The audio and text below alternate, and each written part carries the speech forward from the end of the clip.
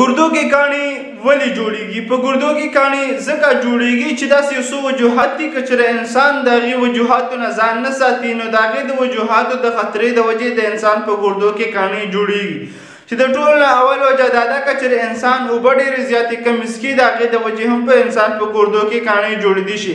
دویم که چېرې انسان داسې خوراک ډېر زیات کوي چې په هغه کې مالګه او چیني یعنې شوګر ډېر زیات وي د هغه د وجې هم په ګردو کې کاڼي جوړېدی شي. دریم که چېرې انسان داسې خوراک کوي چې په هغه کې غوړوالی پروټین او کیلشیم ډېر زیات وي د هغه د وجې هم په ګردو کې کاڼي جوړېدی شي. څلورم هغه انسان که چېرې ډېر زیات میډیسن استعمالوي بغیر د ضرورته د هغې د وجې هم د انسان په ګردو کې کاڼي جوړېدی شي. پنځم هغه انسان چې ډېر زیات موټاپا لري د هغه د وجې هم د انسان په ګردو کې کاڼي جوړېدی شي. هغه انسان په ګردو کې هم د کاڼي جوړېدو خطره کیدی شي کوم چې ورزش نه کوي. هغه انسان په ګردو کې هم د کاڼي جوړېدو خطره کیدی شي د چا چې خناداني وي. همدغه شان میډیکل انفارمیشن لپاره ډېر مستقیم در سره فالو کړئ او دا ویډیو در سره مخکې شیر کړئ. شکریه. الله حافظ.